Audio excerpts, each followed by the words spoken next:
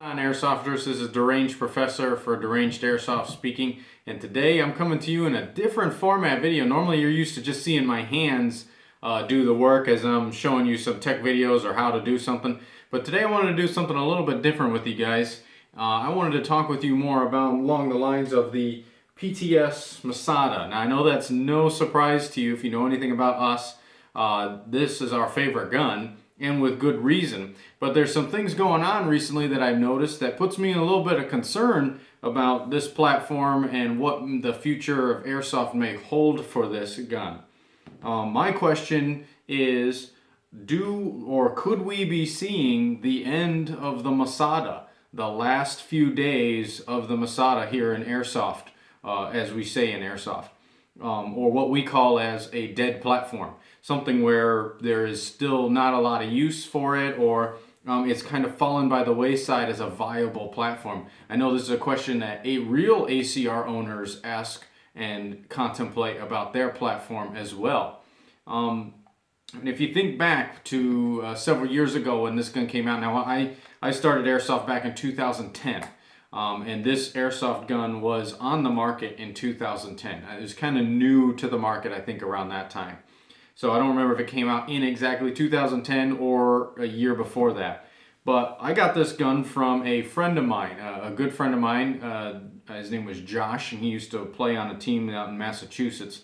And that is where I got my first Masada from, was from him. And it actually coincidentally was my second gun that I ever purchased. And up until recently was the only gun that I ran for a long time, for 6 years, believe it or not, but 6 years. This has been the only gun that I run as my primary. So I love this gun. I'm vested into this gun. What concerns me is in the last few years, we've seen a major decline. I know Masada owners out there will agree with me, a major decline in the amount of advertisement that this type of gun gets. From all the major companies, from Airsoft GI, E-Vike, anywhere, everywhere. PTS itself. So when this gun was originally made, it was made by Magpul PTS, back when PTS had the Magpul licensing to make this gun. And they were the ones who produced it. They still are the ones who produce it, to my knowledge. And now they go by PTS Syndicate, though. They no longer are Magpul PTS. Magpul pulled for their licensing for a variety of different reasons, none of which I believe are PTS's fault. But this gun made by PTS, and we still today see very little advertisement with this gun. Now, with their introduction of the gas blowback gun, we did see a little bit of advertising from it. And recently we've seen a few videos and pictures of the gas blowback Masada, which to me is a great sign. But overall, that's it. We don't see any pictures of any of the AEGs. Relatively, we don't see a whole lot of actual pictures being shared of people who own the gun also. But we are still seeing some of which. I know Greg Wong, he does a lot of good work with sharing videos, and he's also a member of the Facebook Masada owners page, and he does an excellent job at trying to get some of the material out there. But still, if you think back to when this gun was produced and several years afterwards, we were seeing videos from all types of places. People doing their own reviews on the Masada when they first got it. The Airsoft GI did an actual video where they were going around in their shop shooting each other, and one of the guys picked up the Masada and was using that. I don't remember exactly who that was. Even I think it was Airsoftology or maybe Airsoft GI, one of the two, basically said when this gun came out, they were labeling it as the last gun you'll ever need to purchase because of the ability for it to switch stocks from the fixed stock to the folding stock or to the sniper stock, different types of guards. So the wrist guard, the 3-rail wrist guard that the gun has, or the polymer guard, or they made even a longer polymer guard. Now this guard that you see on here is a different guard, and I'll talk about that later. But we have some of the other things here too. We have the folding stock with another spare lower. The sniper stock is here. And they also made an AKM version. So there was a version that you use AK mags. Now, unfortunately, that did not use regular AK mags. You had to use the PTS AKM mags. But still, you could run it as an AK variant or an M4 variant. Now, what concerns me is over the last 6-7 years that I've owned this gun, there's been very little support from other companies. Tech was one of the first companies that actually started doing some upgrade parts for this gun, which being the hop-up chamber and the hop-up arm and nub. And I use in this gun the hop-up arm and nub, from Tech. But they had the hop-up chamber, and only up until the last couple of years did we see another chamber come out by, I believe it's SHS or Ace One. Those are a couple other places that started making something, and then the Jones tensioner, which is similar to the Tech hop-up. But basically that's it. As far as upgrade parts go for this gun, besides your gears and other things, to fix some of the issues that the gun has, you only have like 3 companies. Look at your M4 guns. Now, I understand like 90% of the airsoft market is M4 style weapons. So we have a massive amount of money in that area. But you also don't have, like, up until this last year, they finally came out, BTC came out with a MOSFET for this gun, which is the drop-in one to go into the actual gearbox.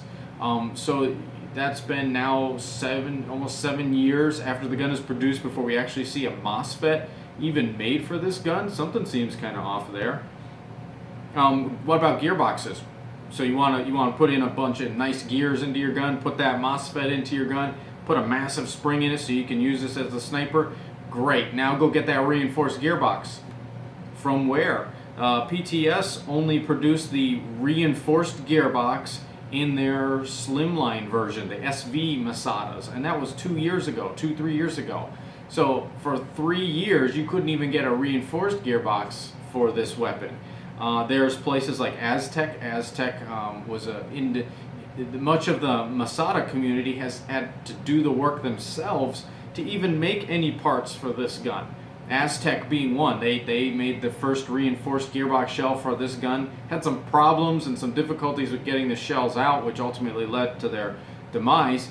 But they had to do it. There's a bunch of guys who are Masada owners that took up the mantle, so to speak, to making parts for this. Now there's a place, TL Masada. If you look them up on Facebook, they make reinforced shells for this gun. But are they a major company that took it up on themselves to make a gearbox, like let's say Retro Arms? No, these are Masada owners who need something and they went out and made it happen. Much like my brother and I did with our parts that we make for Deranged Airsoft. The different types of charging handles that we make, the barrel stabilizers to help correct alignment, the replacement folding stock buttons that snapped all the time on the folding stocks, different types of base plates so that way you could run an air hose out of the bottom of the grip instead of having to ruin the original grip that was here. Now mine is a little different, and that's for another time there. But Masada owners have spent the time to make what we need for this gun instead of actually being able to just go out there and purchase it. And not everyone has the abilities or the resources to do those types of things. Think of the barrels that come out for the Masada. There's a 14.5 inch barrel that was stock on the Masada when it was released. This is the 11.5 inch, and then there's an 18.5 inch sniper barrel. How many different variants of M4 barrels are out there, different lengths? I mean, you have stubby barrels all the way down to some even less than 3 inches, all the way out to the 18 inch mark and longer. We don't have any of those. We get 3 small barrels in the gun that's supposed to be the last gun you'll ever need to buy. I would love to have a 10 inch barrel in this gun, one that's just tucked right in there to use with the tri-rail. But do we have one factory made? Absolutely not. There are some people that have one, but they had to make it themselves, using a lathe or welding or all those other things. Or some of us, even myself included, have attempted to make some, and it looks awful inside, but it does fit its purpose. Think about stocks. We got 3 different types of stocks. How many different type of M4 stocks out there? Now, I understand M4 stocks, we're talking a little bit of apples and oranges here. But if this is truly the gun that was supposed to be the last gun you ever had to buy, why do we only have 3 different types of stocks? For CQB, the folding stock is great, but I'd love to even be a little bit smaller and tighter in some of those CQB places. So why not go think back to the MP5, the MP5 version where it has just that block-off plate in the back with a single sling point. I'd love to have that in my Masada, where it's just a block off plate here with a single sling point that I could attach to my 1 point with a 10-inch barrel on this, making it a massive, an awesome CQB gun. What scares me is that over the last few years, we just don't see much talk at all about the Masada. From YouTube, we don't see hardly any videos or video types from Masada owners out there, hardly anymore, highlighting it. We do our part in try to showing out videos and show videos of how to do stuff with your Masada and how to upgrade it and make it better and unique.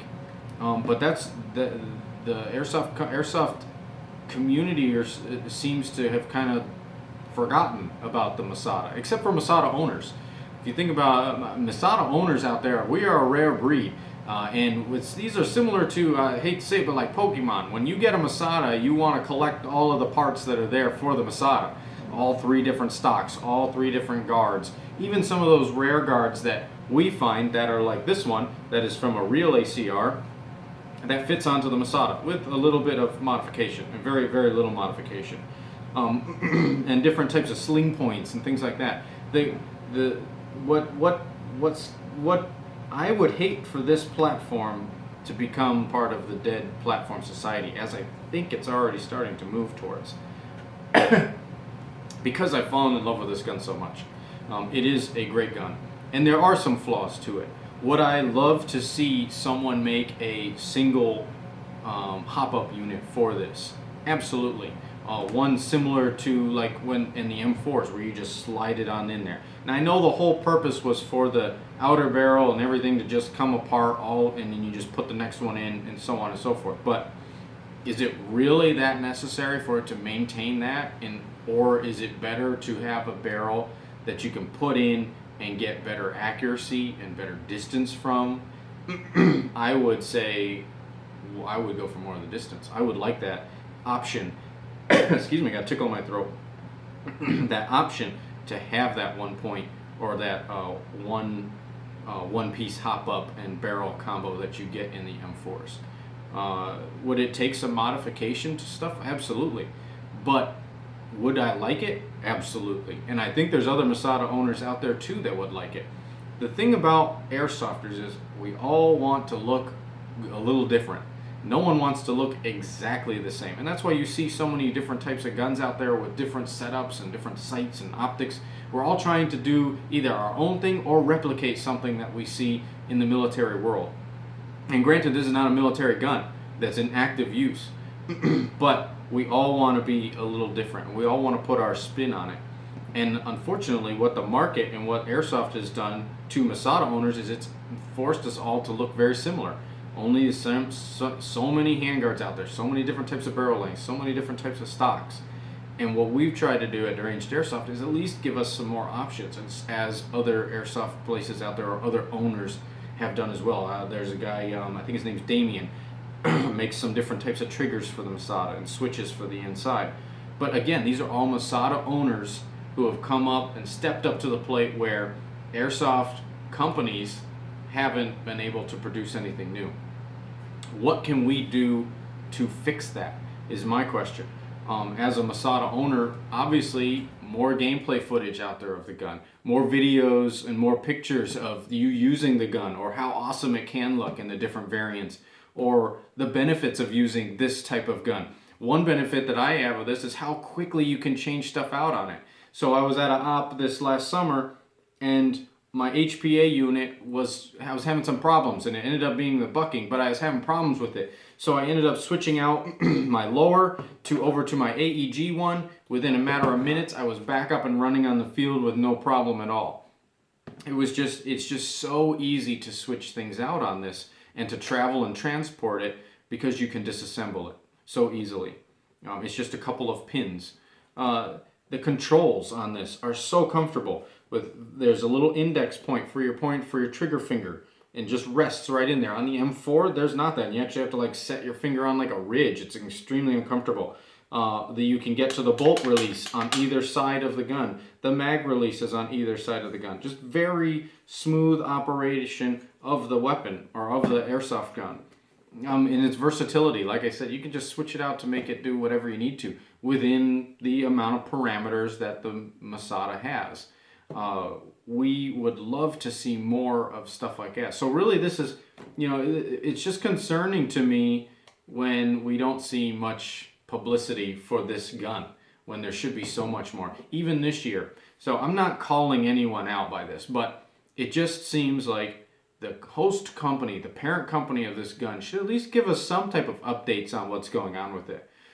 At 2017 SHOT Show, watched all the videos, looking through videos of 2017 SHOT Show, saw PTS talking about their new 308 gun that's coming out that looks awesome, all their gas blowback guns that are coming out, the ERG guns that they have out, the stocks, everything looks awesome.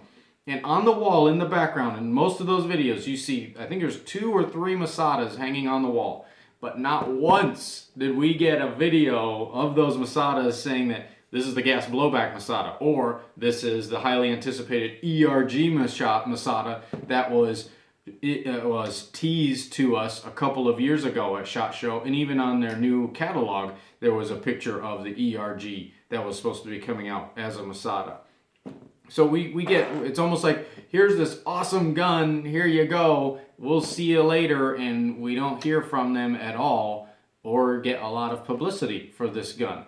So what do you think as an airsofter, as a Masada owner, could we do to show these companies that, hey, this is a great gun, we need upgrade parts for it, we need someone to start stepping up and fixing things or building new things for us to make our guns look different? Why don't we have any type of what I would call like space age stocks, or the new concept style stocks or guards for the Masada, or even stocks?